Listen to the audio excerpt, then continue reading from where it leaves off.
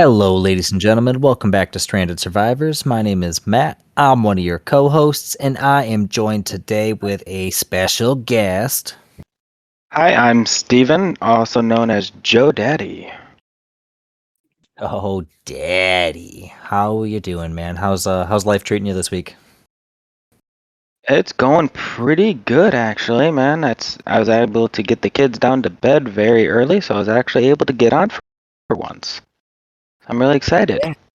Yeah, Excited to be here. we've tried to have you on a few times, and it just seems like every time we try to have you on are the nights that everybody goes crazy and it's tough to connect. Oh, 100%. And you know my kids. So I'm just glad that I Yeah. was able to get on and you invited me on. How are you doing, man? Man, doing good. It's been a week.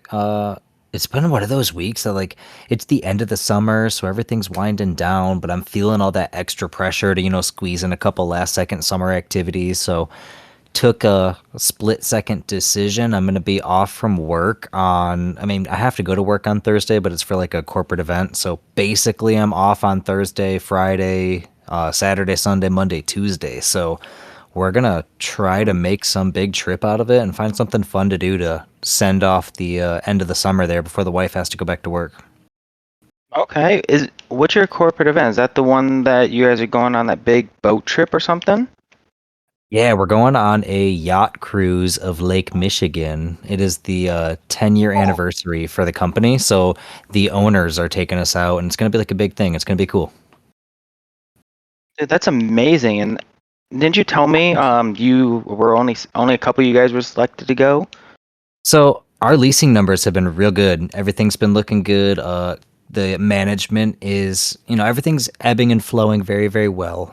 Excuse me. So our our little small office team here has pretty much secured in enough leases that they're like basically we're doing good, the company's doing good, and the owners just wanted to reward everybody. So I'm going, the property manager's going, our maintenance supervisor's going, and then it's going to be all a bunch of corporate bigwigs after that. So it's going to be exciting. It's always good to brush some elbows with everybody and see all the people from corporate. Oh, 100%. That's just a really good honor for you to be able to go do. Especially with like you still are newer to the company, and from what you've been telling me, is the company you've been getting pretty close with the owner of the company a little bit, and so he's starting to recognize you and your talents a lot more, which is awesome. Yeah, I don't get a chance to brush elbows with the actual owner too much, but at all the corporate events, I make sure to, go find the president, go find vice president. Every couple weeks, the vice president, she got promoted, or I think she's the president of whatever. Basically, long story short, she's like the big overseer of all the residential stuff, and she comes up every couple weeks. So I make sure to, rub elbows, like Will said, climb that social ladder. But another thing. Speaking of what Will said, no, there are no bull sharks in Lake Michigan. Will, that is not true. Um, can I add a quick fact to that though? There has been a report of a bull shark swimming up the Mississippi River and going into Lake Michigan, and they actually had to catch it and release it. I call shenanigans But on this that. There's was, no way. I believe it was back in the 1970s. I feel like that was an urban legend that was disproven. We'll have to do some research on that. Future, other Michiganders, look that up. Look that up. Make sure to comment. Let us know. 100%, because I love sharks, and I fell in love with that fact when I was, I believe, in grade school when I was doing a research paper. Well, And it's one of I the hope not. strange facts that I remembered. Well, thankfully speaking, we're not allowed to swim. They'll be serving alcohol on the boat, so it would be quite a liability to let us jump off into the deep water. So there'll be no swimming, and I don't have to worry about bull sharks. So either way, I'll be good. 100%. But they're not that bad. They're They're just not one that quick bad. little nibble. Quick little Yeah. nibble. Not as bad as you running into a whole cave of megalodons. Oh my gosh, those of you that are not in the Discord, you got to join the Discord to go look at that video. I was trying to, the teeth just want to kiss you, Will says. Yeah, they just want to give you a gentle little kiss. I was trying to transfer all of our dinos from the island over to Ragnarok, and I got a huge load taken, and then I spawned in the wrong bed, and I spawned on a sleeping bag that was in the middle of the quote unquote easy cave, the underwater ocean cave there, in that little plateau in the middle of it. And I decided my only option was to try to swim my way out because I had a whole bunch of stuff with me, and yeah, it didn't work out too well. There was I don't even know how many megs in there. There was probably close to 40 or 50, maybe more. I don't know. Part of me feels like I'm being dramatic, but not by much. It was pretty awful. The game was lagging. Much. That it was a lot. It was a lot. I would. You lasted way longer than I would have. I'm so scared too. Like I'm terrified of the water. I almost force closed the game and was like, you know what, we're gonna let it go. Will says it was over 50 from that clip, so and that didn't even do it justice, I promise. Ugh. But speaking of terrifying ocean, we are gonna jump into the dossier of the week. And Ooh. last week we did the Pteranodon, which, aerial creatures. So we're going down to the ocean this week, and we are gonna do Manta mobula, the good old manta. It is from the early Oligocene to the Holocene era. It was a carnivore in its diet, and its temperament is aggressive. Helena says, here is another example of a creature that seems to have evolved beyond its historical traits. Everything points to this being a saltwater ray, but Manta mobula has developed its ability to swim into the island's rivers and shallows, as well as through the open ocean. Perhaps there were originally two types of ray on the island before, but years of interbreeding combined their lineage. Normally docile, Manta mobula is a carnivore only in that it naturally consumes plankton. Fortunately, Manta mobula is usually not aggressive unless encroached. Sorry, I can't read tonight. Its tail is incredibly sharp and can pierce through thick hide and armor with ease. R.I.P. Steve Irwin. Oh, sad. Sad day. Yeah, he's a national treasure. So R.I.P. Domesticated. While not the fastest swimmer on the island, Manta mobula is among the deadliest of small ocean mounts. Tribes who value striking power over speed often keep large schools of manta to ride. Its capability to briefly leap out of water provides it a showy tactic for avoiding combat as well. A quick jab through the heart of an unsuspecting survivor can easily. Okay, hang on a second. What did that Real just say? RIP. Speaking of Steve Irwin, oh my goodness, a quick jab through the heart of an unsuspecting survivor can easily take them by surprise. Thusly, many tribes use it as an escort for their slower cargo carrying swimmers. Love, Helena. Oh man, they just had to put that in there, didn't they? Yeah, I feel like they did that on purpose. They knew what they were doing. Oh, 100%. 100%. So, Man, that's crazy. yeah, that's the first thing to unpack there. The second thing to unpack, so the manta, it has the ability to attack in schools. So anybody who's ever approached a basil knows that when 20 to 30 of those things start swarming you, that damage stacks really quickly and adds up very fast. Oh yeah. I have died many of times. It is not fun. No, no. And the second thing, it said for a showy tactic that you can sort of fly out of the water a little bit. That has a little bit of utility that I was thinking of. First off, if you're being chased and there's like something in front of you, you could leap right over a mosa. You could clear a lot of stuff with just a little bit of aerial clearance there. So, talking about underwater stuff, that can make a huge difference. Yes, I agree. And honestly, I'm not gonna lie, we could probably make some kind of obstacle course using it too, which could be a nice fun Oh, PvP thing if anyone wants to get working on that on their PvP server. oh, that would be an interesting thought. Mm. I've Yeah. never personally rode one and or tamed one, so I'm gonna leave that to the experts. Definitely not me. But I'll Yeah, definitely join in. That'd be fun. I, yeah, I've tamed one just for the achievement, but I have not tamed one like to actually ride or do anything productive with. So I don't know a whole lot about it, but you know what? It'll be fun either way. Um, and speaking of Australian legends, as Will said, the Forbidden One has arrived. Exodia, welcome to the live show. Thanks for joining us, bud. So that is our dossier. Um, all right. So, Steven, meat and potatoes time. The reason we are here, Yeah.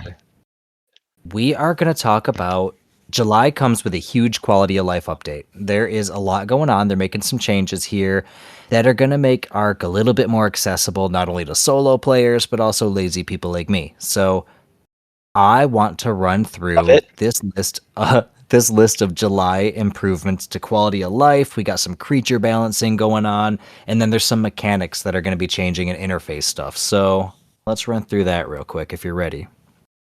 I'm 100% here for it. I love all quality of life stuff. Not gonna lie, know nothing about what's gonna be updated, but I'm here for it. Huh? And that's okay. Normally, I'm in that position, and Jericho's the one who has the stuff together. So yeah. First off, we never addressed that. Jericho's been gone for a couple episodes. I'm sure you guys have noticed. Everything's good. Jericho's great. He's just taking a little bit of time off to focus on his streaming stuff he's got going on. So go ahead and check out his live streams. And also, work's been a lot lately. So we're giving Jericho a break. HR stepped in and gave him his paid time off, and he's going to go enjoy it. So that's where Jericho's at. And by the way, speaking of his live stream, if you guys haven't went and actually seen it, it's really actually good. He's doing a lot of different games. He's been playing a lot of Predecessor lately, and he's actually pretty good. He's funny. It's a good stream. If you want to get a good laugh and just get to know Jericho on more of a personal level, perfect time to jump in and get to know him more. That's true. That's true. Not only is he playing Predecessor, but every now and then he's also playing NCAA college football. He has been known to play Call of Duty from time to time. I don't know if he's streaming that or not, but he's a variety streamer. Long story short, there's lots of options there. So make sure to check that out because it is indeed a great chance to get to know him more on a more personal level. He's very engaging. All right. So without further ado, quality of life enhancements. First one, auto run feature. Players can now enable auto run via the action wheel or customizable keybind, facilitating long distance travel. So, those of you on console, you can open up that action wheel. I'm sure it's the same thing on PC, but open up that action wheel, and there is an option to make it so you are permanently running. There's no more walking if you activate that. Somebody like me who's constantly in sprint mode 24/7, that's fantastic. I don't know about you, Steven. How do you feel about your energy consumption there? Honestly, I'm never actually running. I'm always on a creature.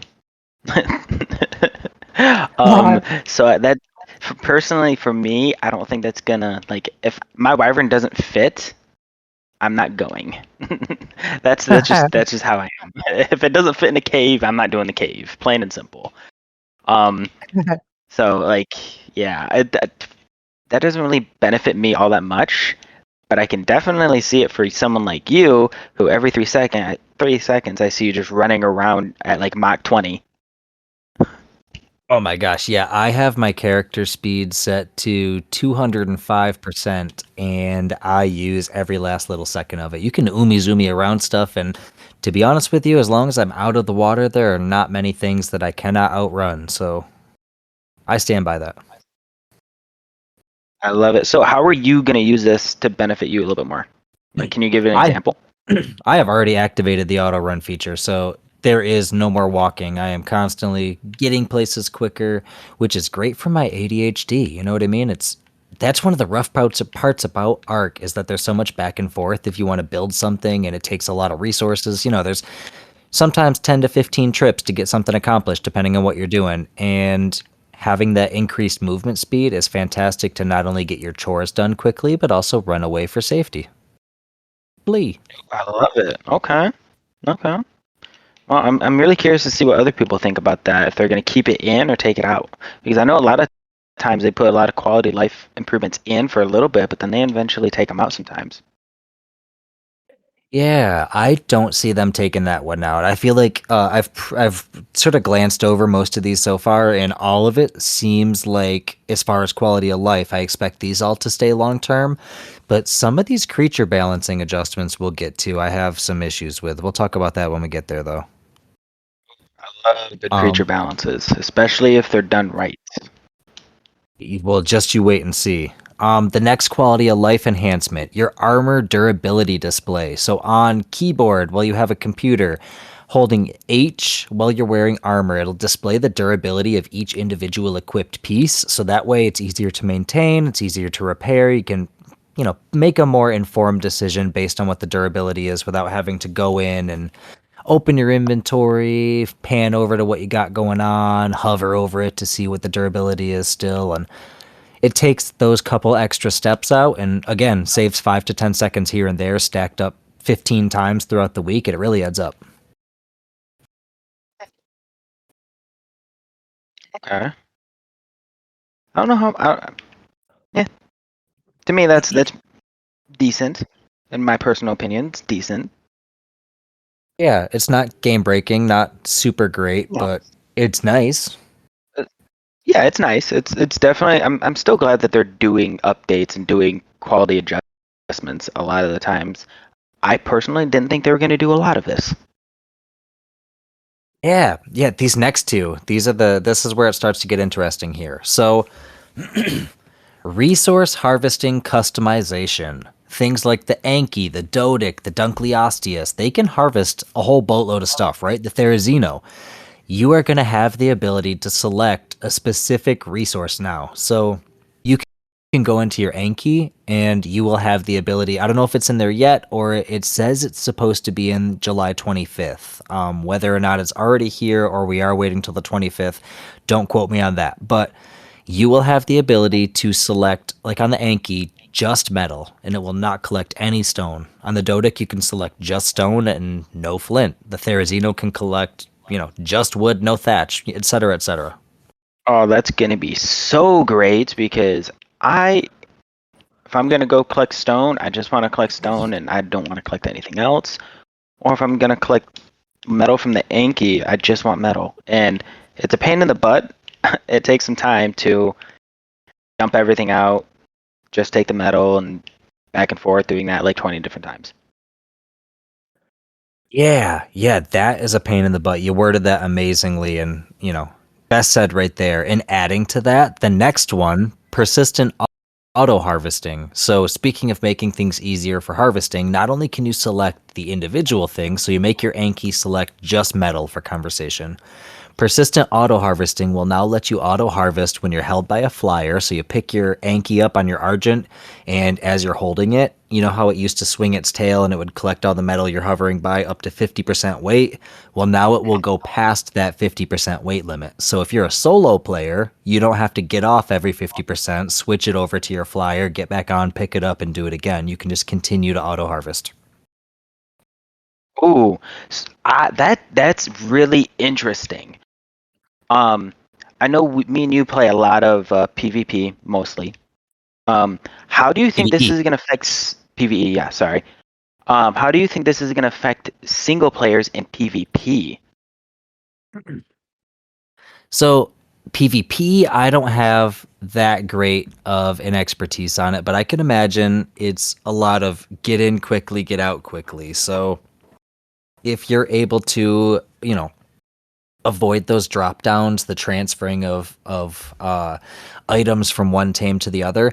That's prime time right there. If I'm watching you harvest on your Anki and I know you have to get off the Anki, transfer it from your Anki to your RG, get back on the RG, then pick the Anki up. Like if you have to do all these things, I'm just gonna wait for you to get off your Argent or Anki, and then I'm gonna snipe you, and then I'm gonna go take everything or kill it. So that takes that opportunity off. You'll at least be able to hide behind the tame's HP. Yeah, you're right. Now, what about in a PvE perspective? Because you are in a tribe with me, but we do a lot of things pretty much solo 99% of the time. So with you usually are solo and doing everything pretty much by yourself, especially like resource gathering. How is that going to affect your time and time management with it? It's going to be nice in the fact that you only have to do one big transfer. I'll be able to. We've got a couple Argents that we got from Ninja that after you dump levels into them, you can hit like 7, 8K weight into them. So if you're able to auto harvest all the way up to that, I don't know if it goes up to the Flyers weight, if it goes up to the Yankees max weight. I don't know exactly how it's all going to work out for solo use, but if it does the way that I'm envisioning it, it's going to be fantastic to be able to just load up 7K weight worth of metal and then fly back to base in one sitting, or sit down somewhere to transfer it all and put the Yankee away eventually. But long story short, it's going to be one transfer instead of 6 or 7. I love that. And Anything to plus, make the game a little bit more streamlined. yeah, especially for solo players, it's nice that you and I have each other to rely on. But for the people that don't have other people to rely on, this is going to be a big help. Agreed. This one, I don't fully understand this one, so unfortunately, I don't have a whole lot to add to it. But maybe Will, you're smarter than me, so Will or Exodia, if you guys can explain it, that'd be great. Quick structure placement. There will be a new quick select feature that allows players to place structures more efficiently by cycling through available items. I don't know if that means like Ooh. I'm interpreting that as if I have pillars, ceilings, walls, and foundations in my inventory, I can cycle through whichever one. If it'll fit, I can cycle through that option there, is what I'm interpreting that as. Isn't that the build hammer? I would Okay. assume so. Yeah, Will is saying that he thinks that might be the build hammer, and that sounds right to me. I don't know. It's worded very strangely in the list that I'm reading here. So this list is collected from 3 or 4 different sources and then compiled. So it's worded very strangely, but it very well could be the build hammer. That does make sense in this instance. Exodia says maybe we won't need to switch items in and out from inventory while placing. That's how I sort of interpreted it too at first. Uh, I am probably the least person to give any advice on this because when it comes to building, I leave everything to you. I am your mole and gatherer. I'll get you all your materials. You do all the building. So I don't have any opinion on it. I had such grand visions for this base when I first started, and then it turned out to look like that weird S from middle school that everybody drew and nobody knew why, so I destroyed it. And then it was going to be a glass palace and like this interesting castle design I had in my brain, and then it turned into this weird triangular square building on top of a rectangle next to a silo for some reason. I don't know, it's weird, but it works.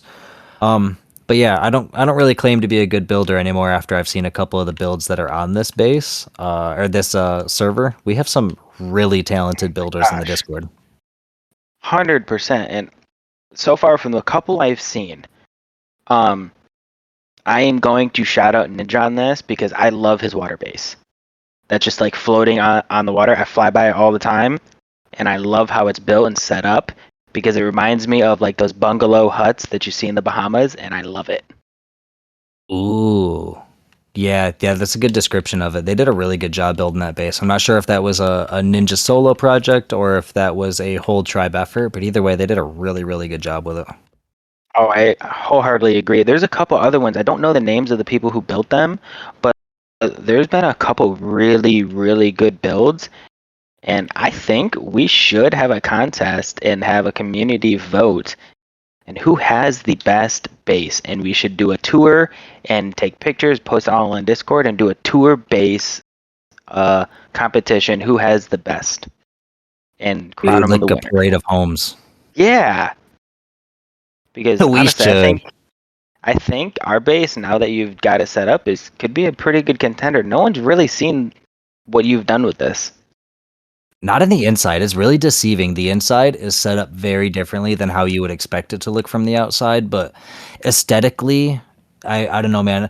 There's a Dan in the Discord. He built a base that he's got like multiple colors, multiple different like textures and different block styles, and he did a really really good job and put a lot of effort into it. There's been a lot of really aesthetically pleasing bases that are really pretty. So it would be actually really cool to even make that into a YouTube video. That would be good content.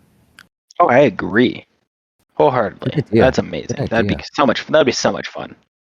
Parade of That's why you Homes. get paid the big bucks. That's an easy Yeah, event too. Let's do that. Let's do that. That'll be our first event for this server, I feel like. Tyrant and Ninja I don't get paid the big was the one who built the water pen, Will thinks.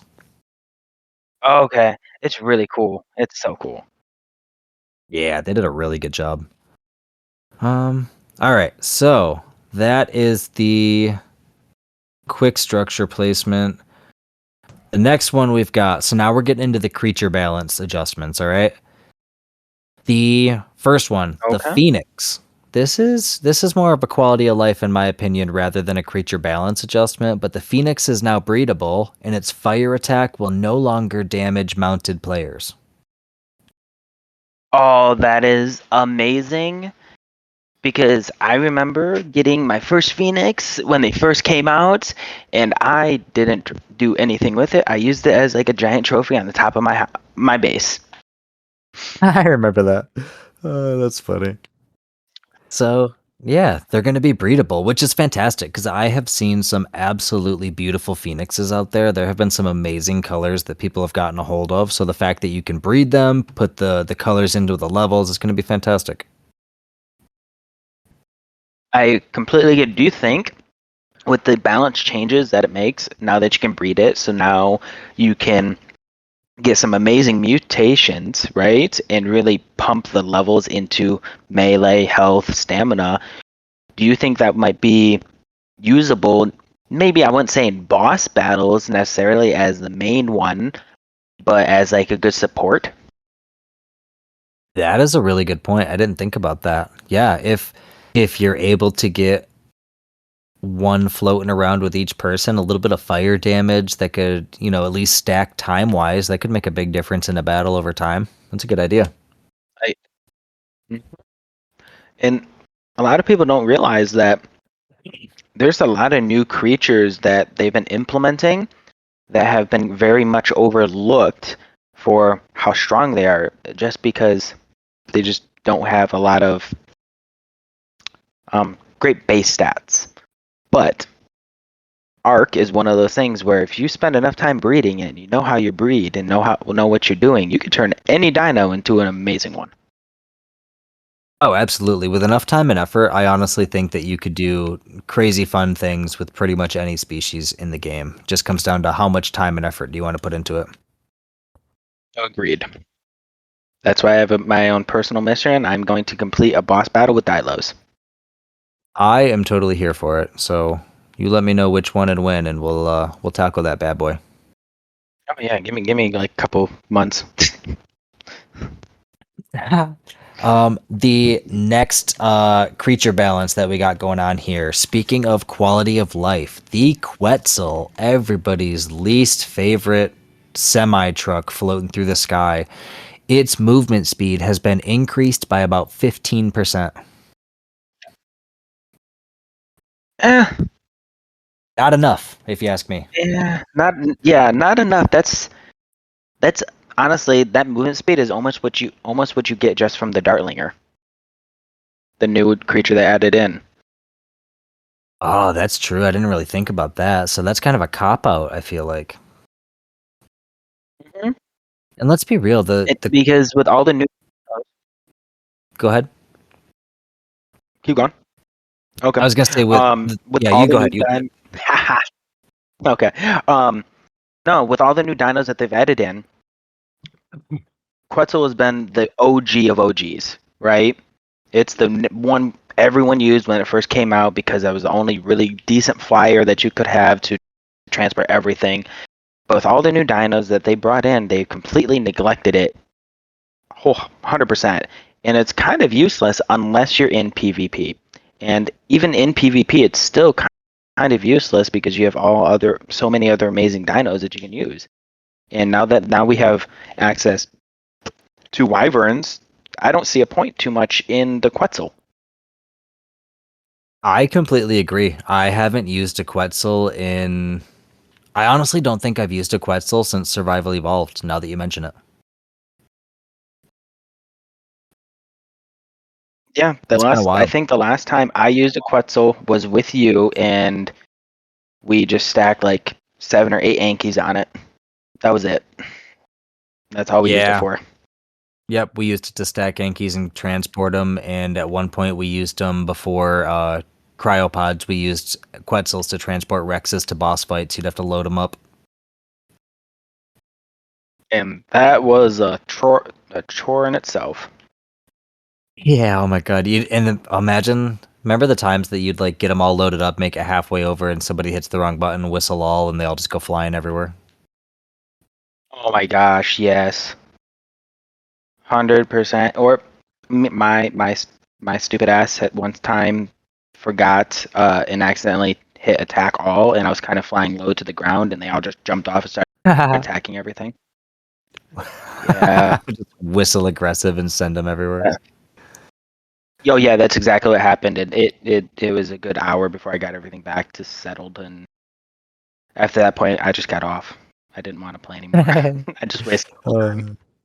Yeah. Oh my gosh. There were so many times before cryopods and dino balls and stuff like that that there was no place to put your dinos. So we would literally every dino that the tribe owned had to be just chilling out there somewhere. And the amount of times that we would get everything all lined up. We had a really anal tribe mate one time, and this guy was tough to please and easy to frustrate. And the amount of times that he would get everything so organized and everything would be in a perfect spot like it was a giant parking lot, and then one of us would accidentally whistle follow wall, and we're like, I'm not going to. We have like 350 dinos that are in a giant pile in the middle of the base now, and it's like, I'm going to bed and I'm sorry. I refuse.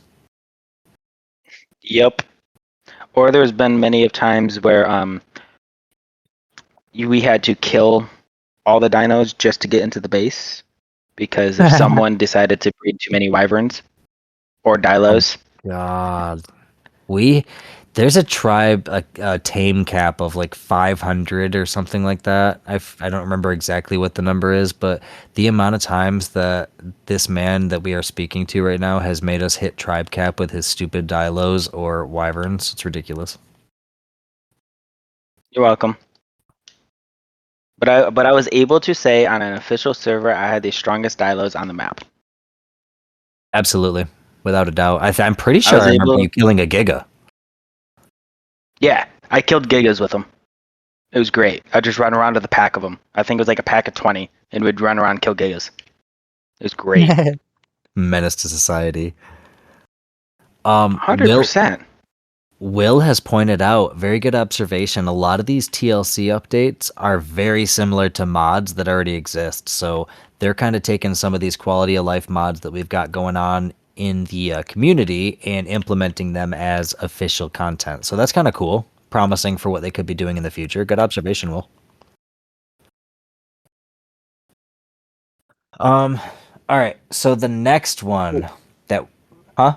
Going back to that statement then really quick. So that's a good thing because that means that they're listening to the community and trying to hear what the community is wanting and doing and trying to make it. You know what I mean? Yeah, I will give them a lot of credit. Wildcard has been doing a pretty decent job communicating recently, I feel like, especially SVALA. I know SVALA is in our Discord, and I've been messaging Wildcard trying to get an interview with you, SVALA, but SVALA's been doing a really good job communicating with what's going on and just staying in touch with the community. So I honestly think it's a good sign for what's to come. That's amazing, and I cannot wait until one day that eventually does happen. It's not Dude, yeah. when, it's not if, it's when it's gonna happen. Yeah, a wild card's tough to get a hold of. We've sent a few emails, but I don't know how else to actually get a hold of anybody from the company. So if anybody that listens has an idea for how I can actually get a hold of someone from Wildcard, that'd be really cool. You know what you should do? Just send a nice gift basket. Who doesn't respond to a nice gift basket? That's true. That's true. What kind of gift basket would I send? Oh, And how does one I don't acquire know. an address to send a gift basket? You have Google. ChatGPT it. Yeah, that's fair. Touche. That's a story for another what if, I guess. Yeah, oh, 100%. Let's see. Their address is not posted anywhere, Will said. Oh, Ooh, the plot wow. thickens. Right. Okay. Well, we'll have to do some brainstorming on that one. Yeah, we'll figure it out. But in the very unlikely chance that you're actually listening, SVALA, just please add me so I can send you a message. All of my messages have been rejected. All right. The next creature balance update that we are looking at here is the Spinosaurus. So the scaling on the health has been increased by about 15% per level. Oh, okay. So that means they're trying to make it actually viable now. Because the Yeah. longest time, the Spino's health was one of the biggest problems for it. Because its damage output's actually pretty good. Yeah, they always hit hard. They have that option to switch between quadrupedal and bipedal, so they have a lot of utility and a lot of like potential. So hopefully this increase to their health makes a big difference as far as their long-term use, and maybe we'll even be able to see them become the new meta for boss fights. I don't know if it's going to be that much of an increase, but we'll see. I don't know if they're going to be able to outbeat the Rex though. Still. No, unfortunately the Rex is king, man. It's got a pretty impressive damage output, and it's all around one of the better carnivores that you're going to be able to take into a boss fight, I feel like. No matter how you cut it. Yeah.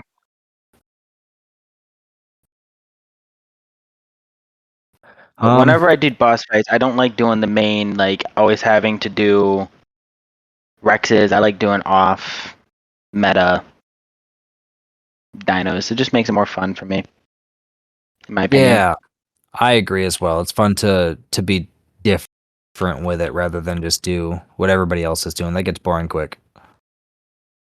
Agreed. All right, next one, the mammoth. Again, we're seeing the health scaling is increased by about 20%. The mammoth Was the though? mammoth health? Was the mammoth like a problem with health wise? I never honestly used them. I didn't. What are they used for? I know that they are really good at being like a beast of burden. They carry a lot, and they are pretty darn good at collecting wooden thatch, if I remember correctly. Okay. But again, I would much rather use a Therizino, so I have tamed. Let's see. Oh, going back to the Spino. Will says he loves the Spino over Rexus for the boss fight, so there's a room for debate there. And the center has the water, so Spino gets that big buff. Yeah, that's true. That is a big difference there. Anytime that you can get the Spinos in the water, you're going to see a huge increase in their combat abilities. So that's going to be very helpful. Okay. See, I don't use Spinos enough, so I didn't even know they got a boost in the water. Is it like a 15% boost, or do you know the percentage that they get? Ooh, I would have to defer to Will on that one if he knows it off the top of his head, but I don't know. I just know that it's always been the meta to try to get your feet wet if you can when you're fighting with them. Um, but going back to the mammoth, I don't honestly know enough about the mammoth, so I don't have a whole lot to say about that, but hey, whatever. I'm glad for those of you that like the mammoth. I'm glad they got their little health boost. Um, let's see. Will says you can use them for their buff when someone is on the drums. I forgot about that. And Oh yeah, they do have the drums you can put on them. yeah, so So that's then, kind of so then that would cool. be so then they're pretty good for boss battles then to get that extra boost. Or are they mostly used for PvP? Ugh. Again, I don't know the answer to that question.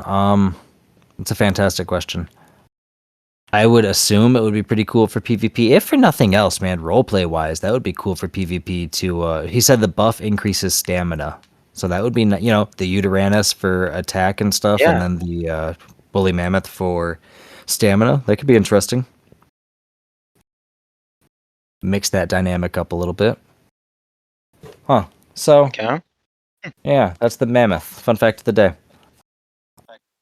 The next one, last one we're I gonna like it. see here for health increase is the Brontosaurus has their health scaling increased by about 10%. Why? Interesting. Okay. I don't know if Yeah, that's I'm trying to just to think give of them a little more tankiness to make it, more yeah, I don't know. viable. Viable for what though? You don't really, they're so big and they're not very quick, so you can't really use them for a whole lot of like combat situations that I could think of off the top of my head.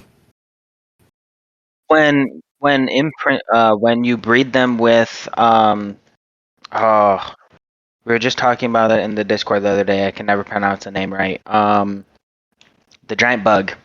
You know what I'm Yeah, talking that's about. what Will just said. The Rhiniagnatha.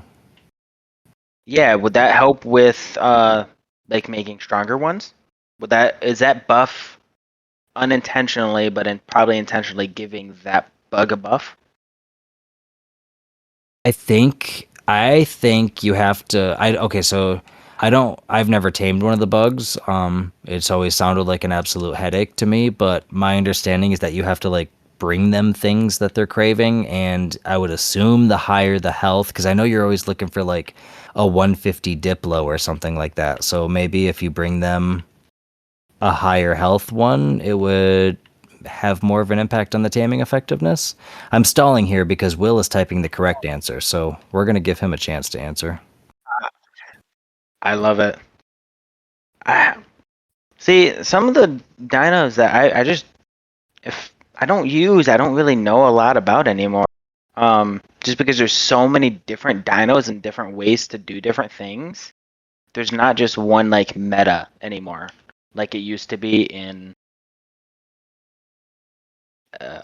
Evolved. You know what I mean? Yeah, yeah. And to be honest with you, I'm here for it because I get really sick of the whole stale recycling of the same meta where the same people wearing the same armor with the same weapons doing the same missions. Like that's so lame to me. So the fact that there's multiple options that are all viable, that's great. And with enough breeding and effort, like you said, you can make anything viable. So Will says the bug stats, to his knowledge, is based on the sacrifices stats as well as imprint. So if you're able to get, that extra little boost there to the health could end up making a nice little increase on the bug stats when you're done. So that is indeed good for those of you that are good at taming bugs, unlike me.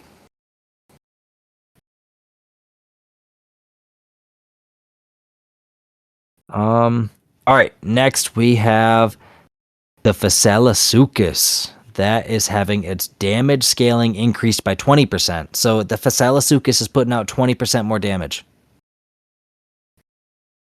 I'm gonna Is sound that, really ignorant. I don't even know what dino that is. that's the angry looking crocodile. Oh, okay. Is that the one that has that big jump attack? Like it has that Uh, it charges up its big chomp. it's that desert lizard one, like Will said. Let's see. Oh, the one that the one that burrows in the ground and then it jumps out at you. Yeah, yep. Yeah, that bad boy. So, Interesting. yeah, Okay. I've They're seen already a a few of pain. those. They Yeah, already hurt.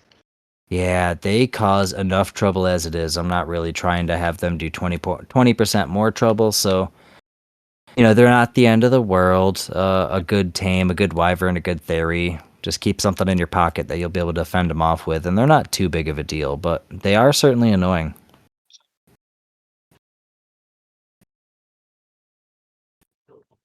So, that's going to be a thing. Beware of that next time you go into the desert. Up Just throwing next. out there. They should. I was gonna say what they're throwing out there, they should do an update for the otter, Yeah, 100%. make We it need. better. I mean, the otter's already pretty solid to begin with. The way the scaling on the melee damage works for hypo and hyperthermic protection, as well as their ability to carry like a never-ending amount of artifacts, they're already pretty broken. So I won't complain too much about them. Fair enough. The Dreadmare though is getting its damage scaling increased by 30%. So the Dreadmare is that little zombie horse looking thing. Yeah. 30%. That's a huge increase. Were they like I've never really messed with them. Were they terrible? Or like why such a drastic increase?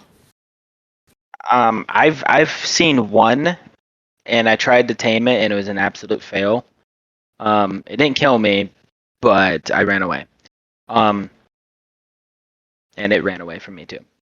So I gave up. So I don't know much about them, but I've only seen one. I thought the game was glitching or something when I seen the Drenmare floating there. I didn't even know what it was at first.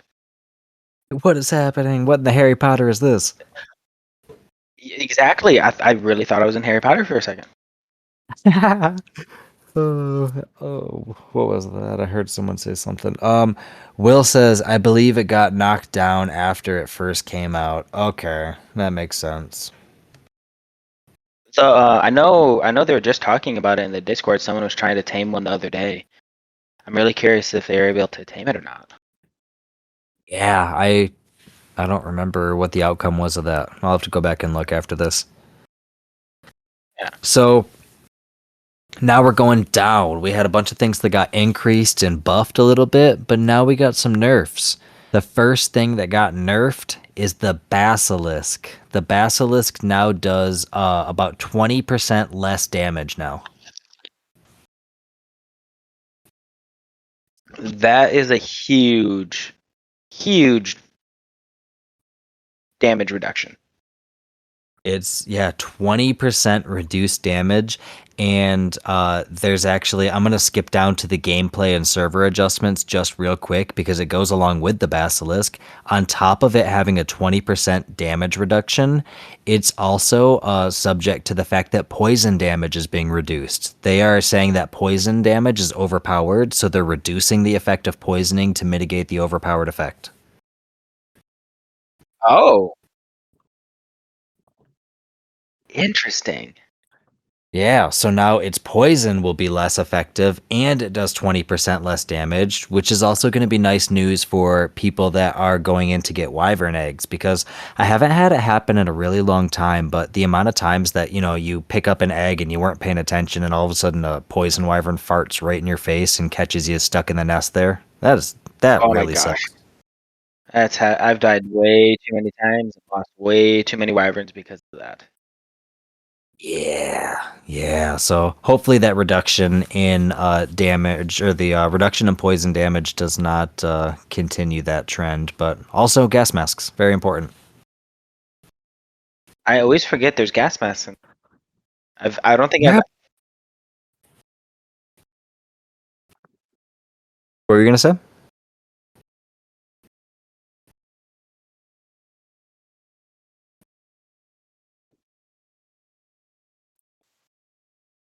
Oh, sorry, my headset Oh, disconnected.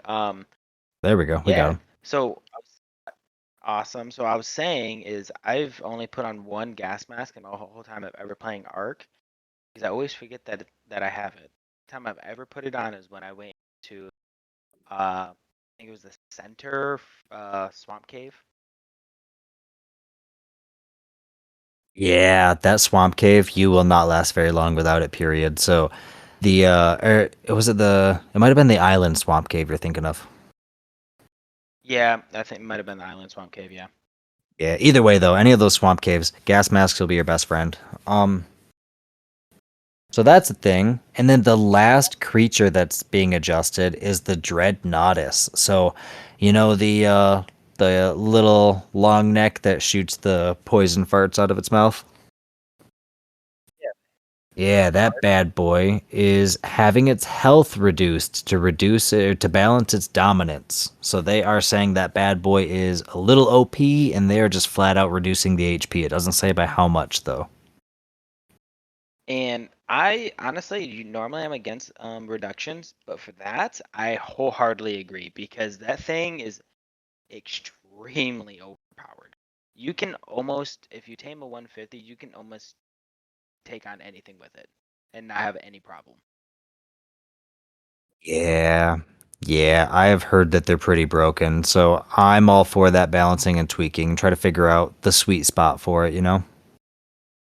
hmm I think for me personally, um, when it comes to any dino, I think for a dino to be viable, because this is a big part of Arc, you can't just tame a 150 and it be overpowered. You need to be able to breed it a decent amount and get those mutations to make it viable. So any dino that you can get right off bat and pretty much run the whole server with it and not have any problem with it, I think should get nerfed, in my personal opinion. Yeah, yeah, I have to agree with you. There's not very many dinos that are like that anymore, but the Dreadnoughtus and, of course, a Giga, but I feel like a Giga's supposed to be that way because they're such a pain in the tuchus to tame in the first place. Mm, And you're gonna laugh when I say this, but I think wyverns should get nerfed. I honestly have to agree with you. There's like three things that I wouldn't try to fight with my prized wyvern. The rest of the things on the server are absolutely no problem. I will I will fight anything with my wyvern that I have right now that I'm riding.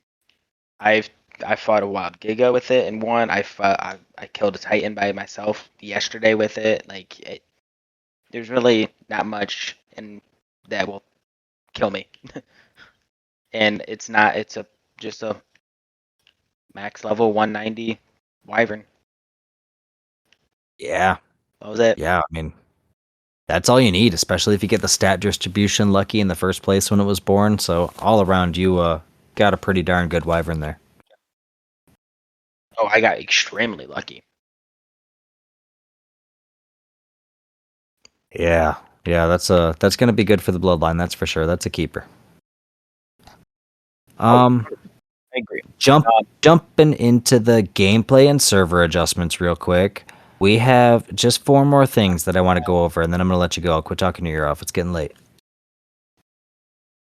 Um, the first one, mech blueprints can now be tinkered with themselves, restoring some flexibility without overpowered crafting. So, okay. unpopular opinion, the Tinker's Bench, I'm not a fan of it. It's great when it's great, Really? but I never got lucky with it. Every single time I ever tried, I never got lucky with it, and I just quit trying. So that's kind of it's like gambling. It's Ark's form of gambling, right? That's how I look at it. And I kind of like it because I've also never been to a casino for the fact of I know I have an addictive personality. I will 100% sell my house and bet my house without problem if I'm playing if I'm gambling. So for me, I can scratch that itch a little bit without actually having to lose anything. That's that's why I like the Tinker's tools because like the Tinker's bench. So that way I can scratch the itch a little bit and gamble and if I win, great. If I lose, I mean I'm just getting rid of stuff I don't really care about. That's fair, touche. When you look at it that way, it sounds a lot better, but it wasn't my preference. So those of you that enjoy it, it's definitely a safer way to gamble, but not my thing. But hey, that's great for those of you that enjoy it. Now you can do it with Max too. Good for you. Yay. Um, Mech battles coming soon. Up next, the Tesla turret had the stun effect adjusted for better balance. It doesn't say which direction it adjusted it, it just said that it is more balanced now. So, those of you that are using that Tesla turret for the stun, check that out. Have you looked into that yet, Steven? Have you No, I didn't I haven't. I knew that it was there, but I haven't had an opportunity to try it out yet. So I was gonna ask you if how it worked and if you liked it. Yeah, we haven't gotten that far that I've had the extra stuff laying around to build one, but I am very much so looking forward to testing it. I think it's a yeah, level 103 to unlock it and it's from that expansion. So I am not high enough level Okay. yet. I'm only level 98 because I've been slagging off and playing other games, but maybe I'll focus a couple nights here, grind out some levels, go pick up some explorer nodes, and do some crazy stuff to try to level up and build a couple to check it out. But it better be good at level 103. Like that's a pretty big gatekeeping level. Oh, yeah, I agree. The last like couple of levels I noticed like it takes so long and I hate it. Yeah, I don't know what the exact numbers are, but I truly feel like it gets very disproportionate at the end. It reminds me of RuneScape almost. Oh, Um, where like as you get to like last like couple couple levels of RuneScape, it's like you're redoing it all, Yeah, for those of you like that having don't know anything about RuneScape, you have to go up to level 99 to max the level out in the game. Steven, take a guess. What level do you hit 50% of the way to 99? um like what do you mean like So, XP wise yeah, you need X amount of or XP to hit level 99. What level do you think that you have 50% of the XP you need to be done with a skill? 80? 92. Half of 99 is 92. That's ridiculous. Isn't it? That So is ridiculous. yeah, People like this game?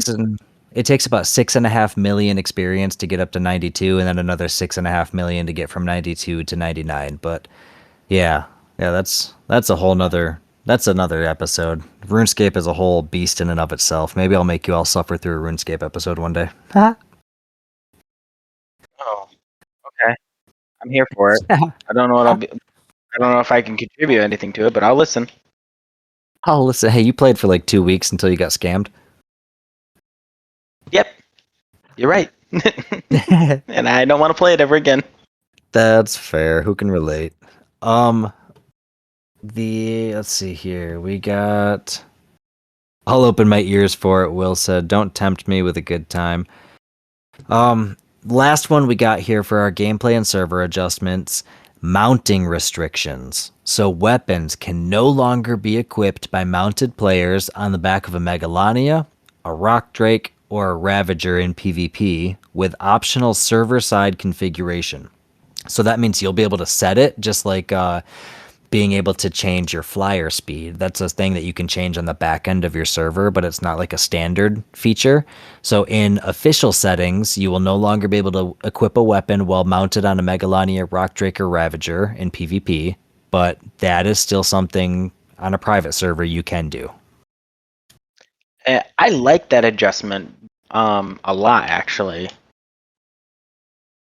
because that just gives a little more flavor in a sense to a lot of different things, but also it makes you think outside the box instead of just using meta dinos. Which I don't know if Rock Drake would be considered a meta dino in PvP. Probably not anymore. They were at one point when at one point they were the go-to for, gliding across the map, for getting in and out of things quickly, for using the camouflage to make stealth approaches and then dip out quickly. Like, back when I was in a tribe with Ricky and we were at the height of our piracy days and we were unfortunately, sadly to admit, when we were egg thieves back in the day, rock drakes were fantastic to get in and out of an area, snatch the eggs, and dip back out. So they had their uses, that's for sure. But Ravagers, I kind of fight that. I feel like a Ravager is about the same size as a wolf, and I feel like if I was riding on the back of a wolf, I would still be able to hold a sword in one hand, you know?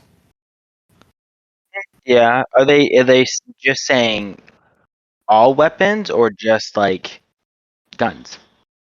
It doesn't specify. It just says weapons can no longer be equipped. I would interpret that as handheld weapons, as far as like a sword, a pike, a machine gun, or a assault rifle. You know, things like that. I would assume all Yeah. of them.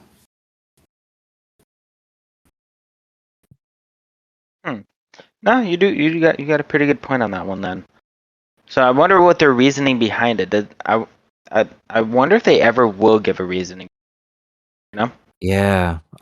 Will says he gets those besides the Ravager, for ceiling scaling and then headshots, and that the Ravager is coded as a cave wolf. So, fun fact of the day there. Yeah. The the Ravager, man, yeah, I push back on that. The Ravager doesn't make sense to me there, but the other two I can roll with. Those Yes. fit, I feel like.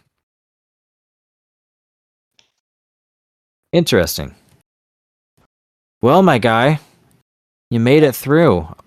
We skipped the comments this week. We're gonna come back to those. I'm trying to save those for Jericho, but if he's not back next week, then whoever is unfortunate enough to have to sit with me next week is going to have to listen to all the comments for the past like 3 episodes. So whoever the guest is Hey, next I'm week, always it's not available. Jericho. Yeah, there we go. It might be you again. I'm Who always knows? available if you need. Perfect. Well, on that I will note, move man. my schedule around. Ha! Speaking of moving schedules, he didn't want me to say anything about it, but I'm going to say something anyway. Mr. Jodaddy here, those of you in the Discord, if you need to drop a line on life insurance, please reach out to this guy here because he's your guy. So, any life insurance inquiries, send him his way. Any ARC survival inquiries, send him my way. Actually, send him Will's way. He's smarter than me. Well, thank you for the shout out, man. Yeah, no problem. Got you. Thank you so much for your time. I appreciate you being here. I appreciate you filling in for Jericho so he can do his thing. And I'm ready to play some Call of Duty if you are, man. Oh, 100%. And also, I'm going to shout out Will because he is the main man answering that hard questions that we have no idea about. Yeah, you know all those crime movies where like the cops are like, "Oh my God, the guy could be here, here, or here," and then there's the really smart guy sitting in like a really high tech room who goes, "Ah, well, according to the surveillance cameras, we have blah blah blah blah blah," and then you find the bad guy. That's Will. He's our surveillance guy. Yeah, he's the unpaid intern that does all of the like actual like work, but gets none of the credit. I'll spit my coffee all over his quarterly report and say, "I asked for soy foam." So thank you, Will, and thank you, Matt, for having me on. And I'm glad I could help. I hope I was okay enough to steal a spotlight from Jericho for one episode. Yeah, absolutely, man. You did fantastic. For somebody who has ignore the man behind the curtain, Will says. For those for someone who has never podcasted before, man, did fantastic. So it's gonna be good stuff. Looking forward to getting you on. Jodaddy is going to be playing Rockwell, Edmund Rockwell, in the Ark Dungeons and Dragons thing we got going on here. So stay tuned for that coming up. He'll be making his comeback for that. Oh yeah, and by the way, I am not doing. I tried to do an English accent, and you guys do not want to hear that. I tried; it did not work. Sorry. This is how I'm gonna be talking. Pip pip cheerio. Hey, Will says 10 out of 10 would Hell love yeah. to have you co-host again. Look at that, you passed. Aw, yay! Love you, Will. MVP right there. And shout out to Exodia as well. Thank you very much to Will and Exodia who hung out in the recording booth with us this whole time. We appreciate it. And aside from that, man, that's all I got. You got anything else for everyone? No, just stay froggy and catch and tame as many things as you can and breed away. Yeah, there you go. You heard the man. If you find any 150 otter, send them my way. Dilo, send them his way. Aside from that, you guys have a fantastic week. And survivors, keep on surviving.